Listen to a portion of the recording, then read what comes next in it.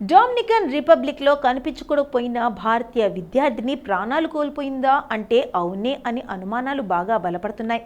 గత వారం విహారయాత్రకు వెళ్లి కనిపించకుండా పోయిన పిట్స్బర్గ్ విశ్వవిద్యాలయ విద్యార్థిని నీటిలో మునిగి మరణించిన ఉంటుందని భావిస్తున్నట్టు అధికారులు ఆదివారం రోజున ధృవీకరించారని ఏబీసీ న్యూస్ తెలిపింది. ప్రమాదవశాత్తు నీటిన మునిగి ఉంటుందని పోలీసులు వెల్లడించినట్టు తెలిపింది.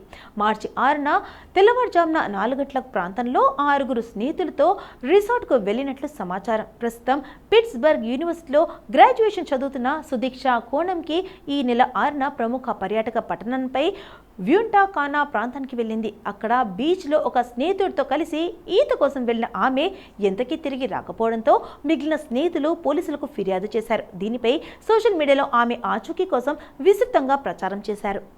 దీంతో ఆమె బీచ్లో కొట్టుకుపోయి ఉంటుందని పోలీసులు భావించి సముద్రంలో గాలింపు చర్యలు చేపట్టారు. డ్రోన్లు, హెలికాప్టర్లతో గత 4 రోజులుగా పోలీసులు గాలింపు చర్యలు చేపట్టారు. భారతదేశానికి చెందిన సుదీక్ష తల్లిదండ్రులు 2 దశాబ్దాల క్రితం అమెరికాకు వలస వెళ్లి అక్కడ శాశ్వత నివాస హోదా పొందారు. 20 ఏళ్ల నుంచి వర్జీనియాలో నివాసం ఉంటున్న సుదీక్ష కోణంకి పిట్స్బర్గ్ యూనివర్సిటీలో చదువుతుంది. తన కుమార్తె పిట్స్బర్గ్ విశ్వవిద్యాలయంలో ప్రీ మెడికల్ స్టడీకి ముందు వెకేషన్ కోసం పూంటా కానాకు వెళ్ళిందని స్నేహితులతో కలిసి రిసార్ట్లో పార్టీకి వెళ్తున్నట్లు చెప్పిందని, అవే తనతో మాట్లాడిన చివరి మాటలని సుదీక్ష తండ్రి సుబ్బారాయుడు కోణంకి కన్నీటి పర్యంతమైనారు.